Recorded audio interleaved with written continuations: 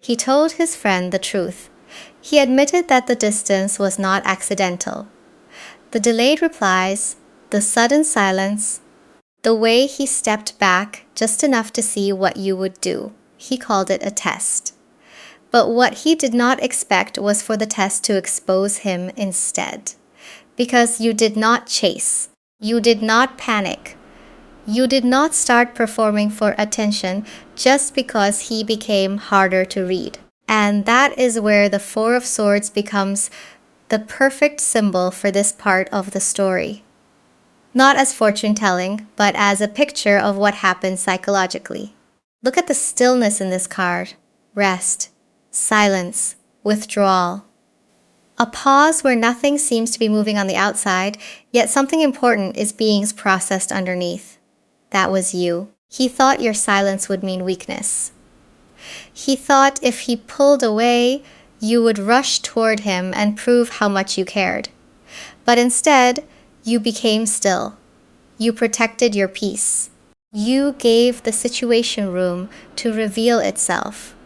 And that bothered him more than an argument ever could, because arguments would have reassured him that he still had emotional control.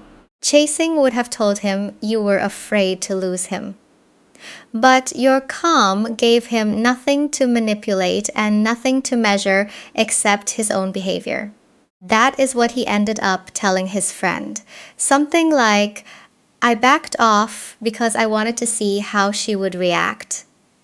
I thought she would come after me. She didn't. And imagine the pause after that confession, because once those words left his mouth, even he could hear how different the situation sounded. He was not describing a woman who did not care. He was describing a woman who refused to abandon herself just to keep somebody's attention. But his friend noticed something else, something he had not admitted yet.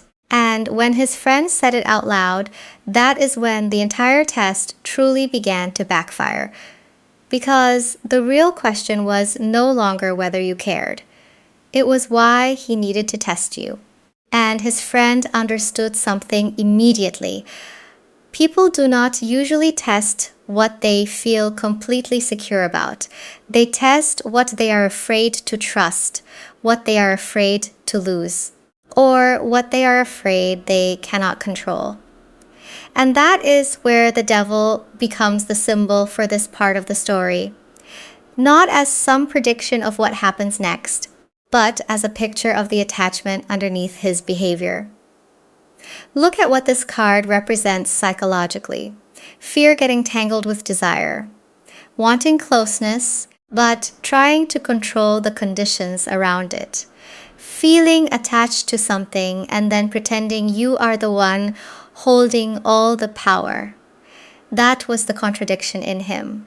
He thought stepping back made him look less invested. But why would he need your reaction so badly if he truly felt detached?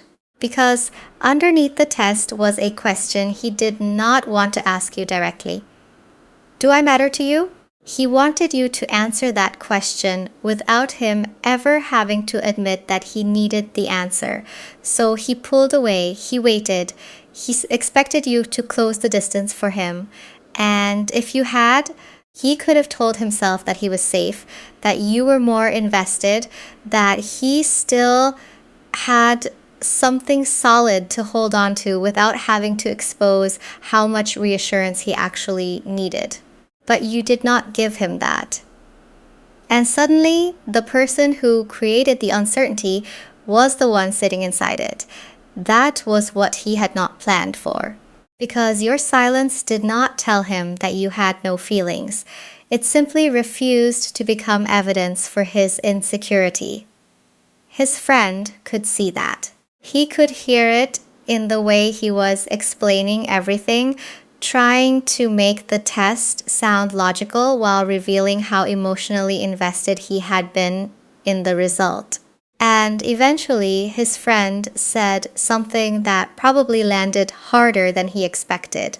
Something like, "So you wanted her to prove she cared without you having to tell her you cared?"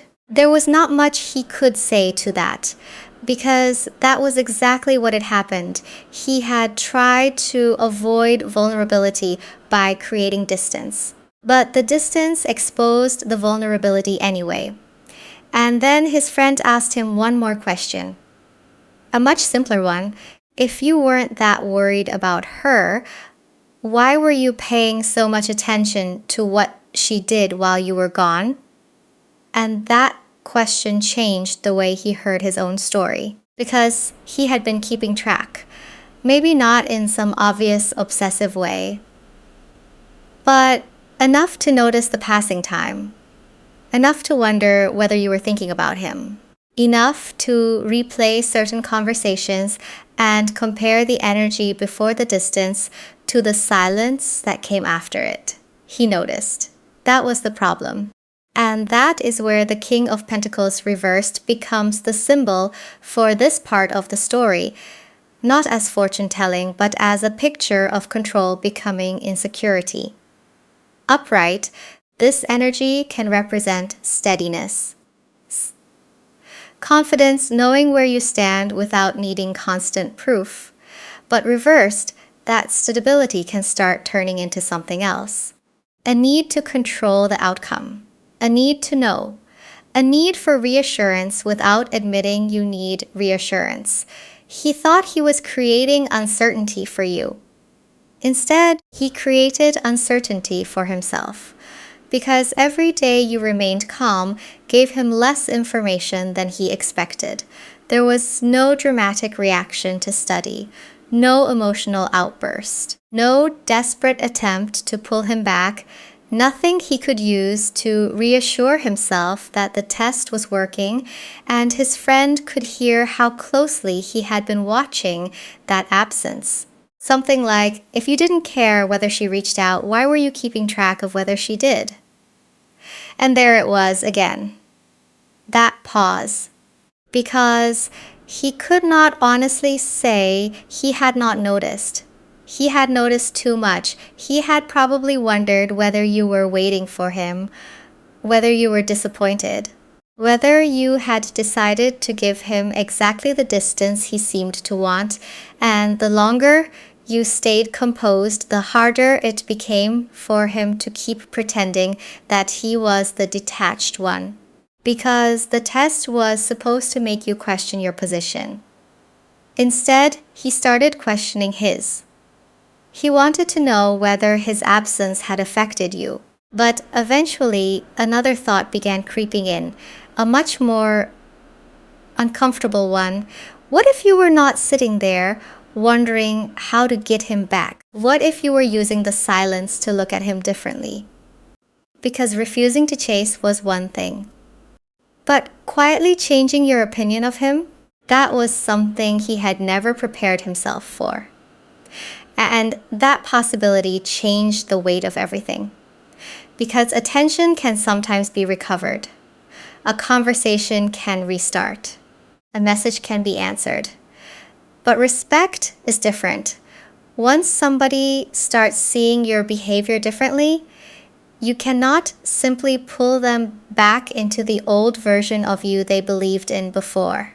And that is where the Page of Pentacles becomes the symbol for this part of the story. Not as fortune-telling, but as a picture of careful observation. Look at the way this energy studies what is in front of it. It does not rush. It pays attention. It learns from what it is being shown. That may have been what worried him. Because what if you were not confused by his distance? What if you were learning from it?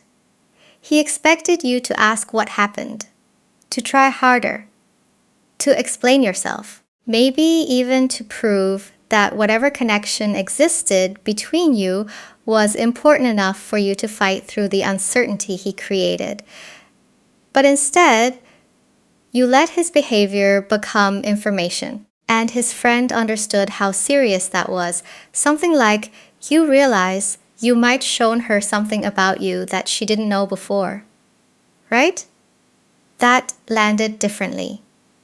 Because now the consequence was not simply that You had failed to give him the reaction he wanted. The consequence was that you may have understood the reason behind the reaction he was trying to create. He became defensive for a moment. I just wanted to know if she cared. But even that explanation was starting to sound weaker. Because if you want to know how somebody feels, you can ask. You can communicate. You can risk hearing an answer you may not completely control. But a secret test is different. A secret test asks somebody to pass an exam they never agreed to take. And your silence communicated something without you having to announce it. You could care and still refuse to participate. You could have feelings and still pay attention to how somebody handles those feelings. That was the part he was beginning to understand. And then his friend noticed something else. The way he kept talking about you. Not like someone describing a situation that was already over. Not like somebody who had lost interest and moved on. He kept saying what you do, how you think, what you might be feeling. Present tense. And his friend finally called it out. If this was really that casual to you, why did you need to test it in the first place? And that question was harder to explain away. Because people do not usually create tests around things that mean nothing to them. They do not spend this much time measuring a reaction they supposedly do not care about. And that is where the High Priestess reversed becomes the symbol for this part of the story. Not as fortune-telling, but as a picture of somebody who already knows what they feel and keeps trying to avoid saying it out loud. Because underneath all of this, he knew. Maybe he did not want to call it serious. Maybe he did not want to admit how much your presence had started to matter, but something in him already understood that this was no longer casual, and that scared him. So instead of moving closer and risking a real answer, he stepped back and tried to manufacture certainty.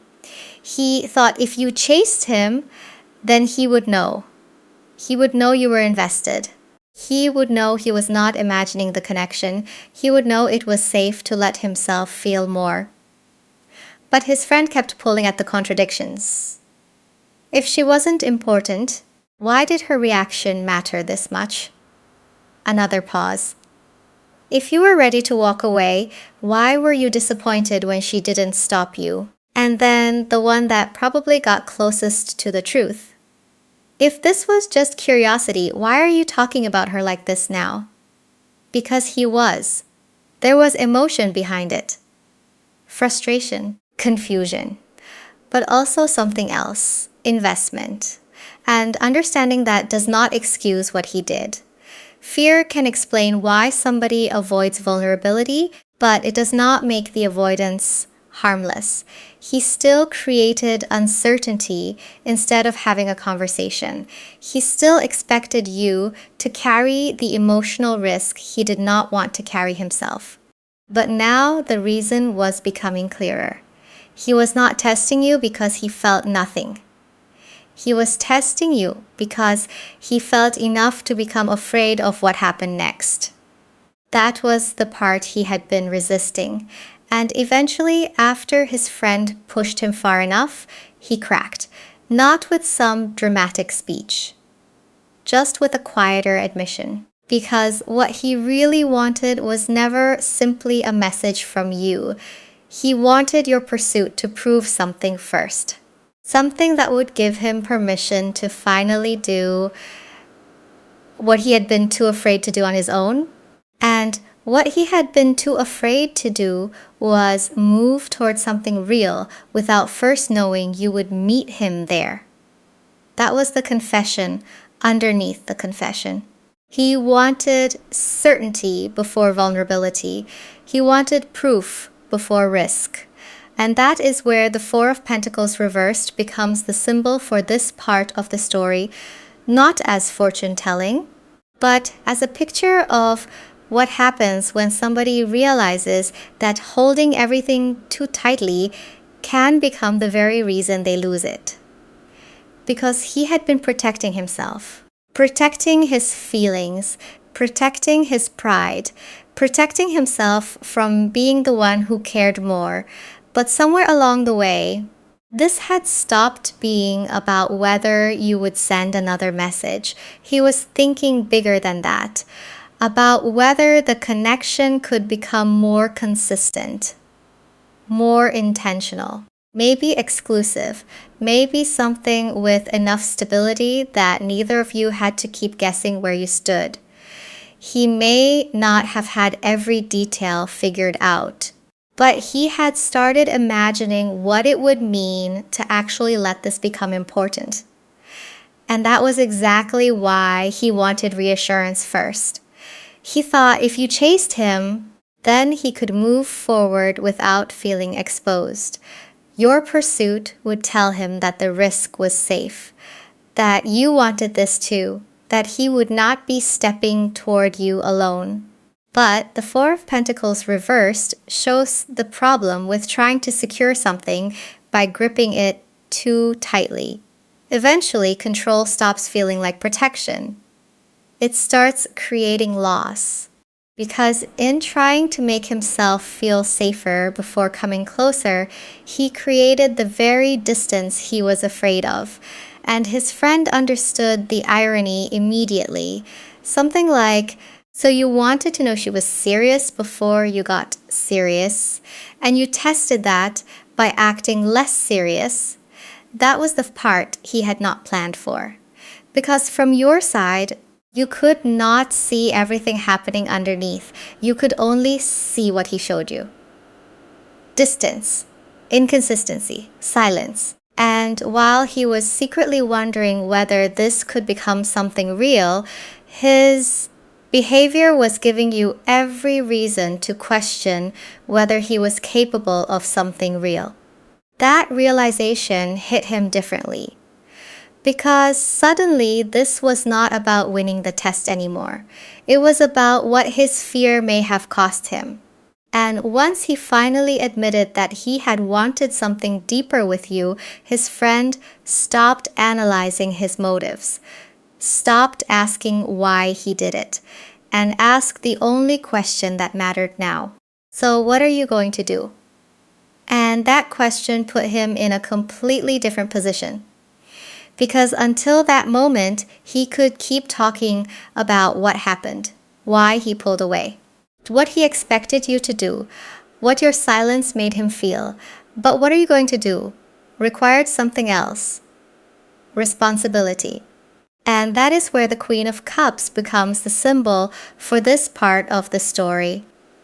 Not as fortune-telling, but as a picture of emotional honesty without emotional chaos. Feeling deeply without needing to manipulate somebody into proving that they feel deeply too. That was the choice in front of him now. Because you had not pressured him. You had not demanded an explanation. You had not chased him into making a decision. You gave him space, and that removed almost every excuse he could have used. He could not say you overwhelmed him. He could not say you forced his hand.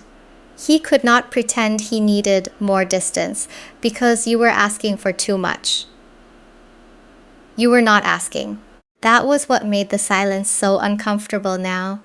Because inside all that space, he had to decide what he was actually willing to do. Pride told him to wait, to see if you eventually broke first, to send something vague enough that he could test the temperature without exposing himself.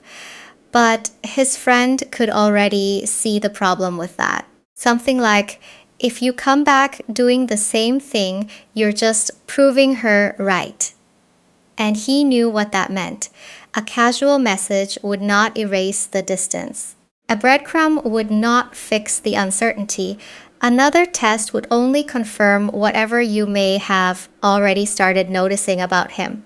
So now, if he reached out, he would have to do it without controlling the outcome, without knowing whether you still wanted what he wanted, without knowing whether your feelings had changed, And that was real vulnerability, the exact thing he had designed the test to avoid. Because before, he wanted you to take the emotional risk first. Now there was nowhere left to hide. His friend understood that too. And before the conversation moved any further, he made one thing very clear. If you go back to her, you can't act like nothing happened. Because there was something he would finally have to say. Something he had been trying not to admit from the beginning. Something as simple as, I did this because I was scared to find out how much this actually meant to me.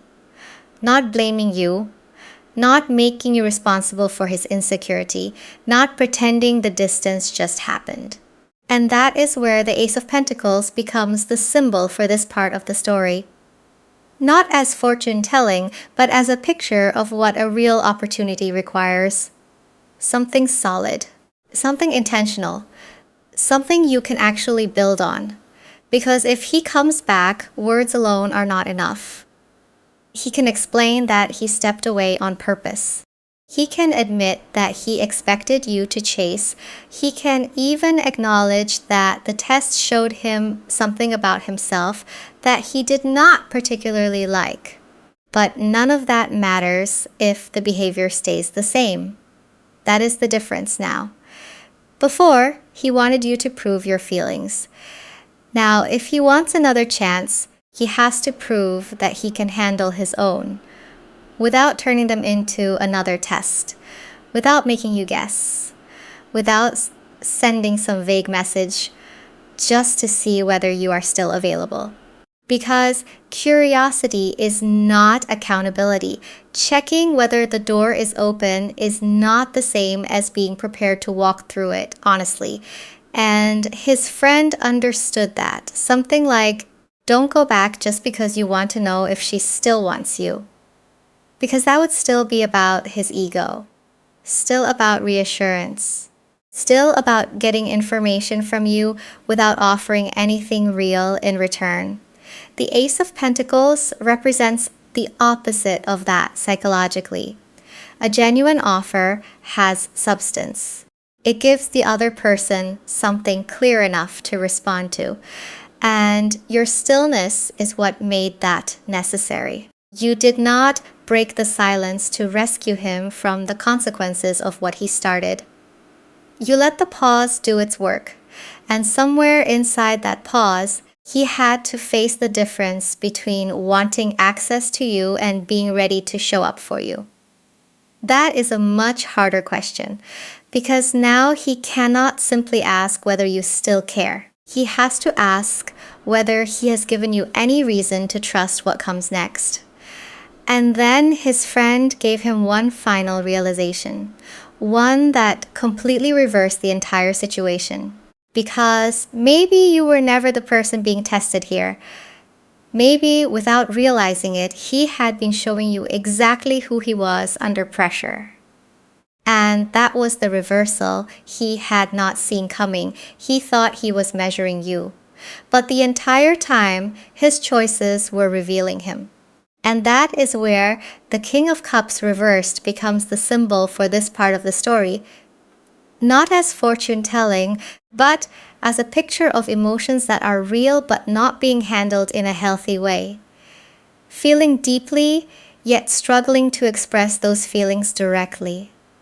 Trying to manage vulnerability through control instead of communication. That was what the situation exposed. Because the real test was never whether you would chase. It was whether he could tolerate uncertainty without creating a game around it. Whether he could care about someone without needing to control their response. Whether he could risk hearing the truth instead of manufacturing proof. And his friend could finally see the whole thing clearly. Something like, she didn't fail your test. She just didn't participate in it. That distinction mattered. Because you were not trying to beat him. You were not sitting there thinking about how to win some emotional competition. You simply refused to lose yourself inside something that did not feel honest. And that is why the test backfired so completely. He wanted your pursuit to prove that your feelings had no limits. Instead, your silence showed him that your feelings could exist alongside boundaries. You could care about him and still expect better. You could miss him and still protect your peace. You could want the connection and still refuse to earn access to somebody who was intentionally withholding theirs. That realization did not make him angry anymore. It made him uncomfortable in a different way. Because now there was respect mixed into the regret. He had expected your feelings to make you easier to control. Instead, they existed without controlling you. And his friend may have put it in the simplest terms possible. You can care about somebody and still walk away from the way they're treating you. That was the truth he had been trying not to face. His biggest problem was no longer whether you cared. By now, he understood that you probably did. The problem was that caring did not guarantee him unlimited chances. And once he understood what his test may have damaged, another question took its place. Not whether his feelings were real, but whether those feelings were strong enough to change the way he showed up. And that is where everything becomes simple, not easy, but simple, because feelings are no longer the question. What matters now is whether he can behave in a way that matches them. And that is where the Seven of Cups becomes the symbol for this final part of the story. Not as fortune-telling, but as a picture of possibilities, imagined outcomes, and the difference between wanting something and actually choosing it, because he has already spent enough time inside possibilities. What if you care? What if you do not? What if you chase? What if you leave? What if this becomes serious? What if he gets hurt? That was part of the problem from the beginning. He kept trying to predict the outcome instead of participating honestly in the connection. And eventually, his friend forced him to see that. It does not matter how many possibilities he has imagined if none of them change the way he behaves. It does not matter how much he misses you privately. It does not matter what he confessed in that conversation. It does not even matter how serious his feelings have become if those feelings still produce distance, inconsistency, and hidden tests. Because wanting something real requires something real from him too. Clarity, consistency, humility, the willingness to say what he means without first forcing you to prove that it is safe. If he comes back, that is what would make the difference. Not a perfect speech, not some dramatic promise, just behavior that no longer asks you to decode what he could simply communicate. And maybe that is the biggest thing your silence showed him. You never needed to chase him to prove your value. You never needed to panic to prove your feelings. You never needed to participate in the test for the truth to come out. The stillness did that. What looked like nothing happening was actually where everything changed. Because while you stayed still, he had to look at himself. He had to see the insecurity underneath the distance, the seriousness underneath the fear, and the consequences underneath the game. He tried to find out how much you cared. Instead, he found out how much he cared. He tried to protect himself from rejection. Instead, he learned what fear could cost him. And now, if he wants a genuine place in your life, there is only one thing left to prove. Not your feelings, his capacity to show up differently,